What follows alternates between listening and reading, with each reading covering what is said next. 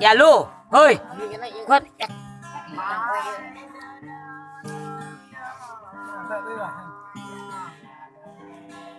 Để yêu.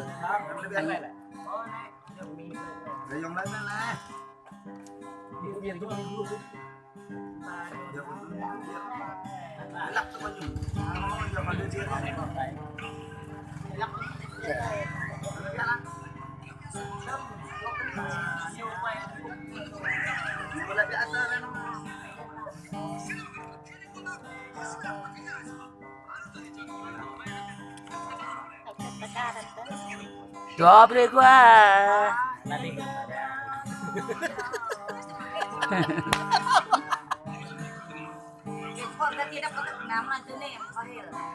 Đi đây quay nữa.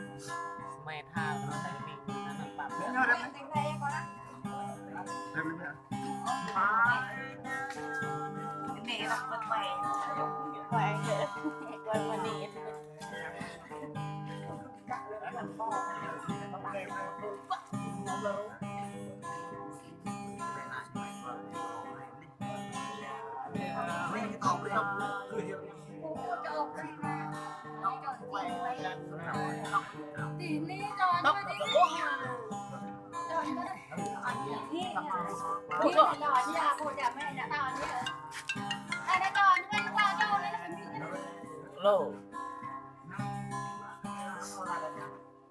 cho quay phim mà mình đang lăng lên nè xài chứ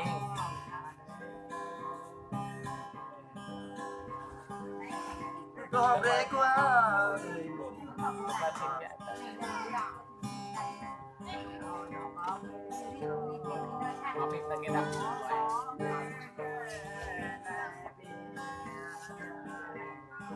đó bữa quá hà bà tàng nhiều nhớ rộng không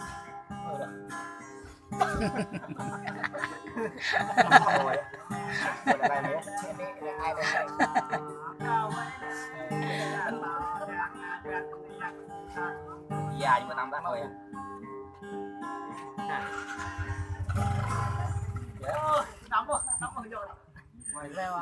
à chả phút đã nằm này chả phút đi chui nè cho con nè tầng này gặp mày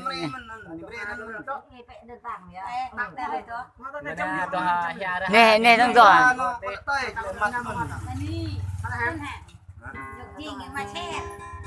có tôi đang đây đấy vô bay nè không là một lớp như tóc bay lớp đi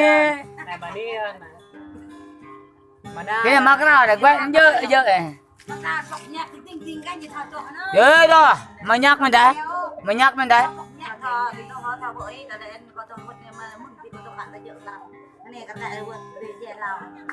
bữa thì ấy già tôi lùi là ngã nó cá đấy ra tao nguyên làm em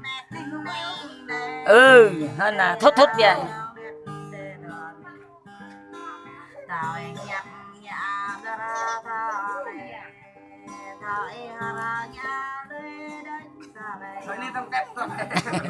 nên nãy luôn đấy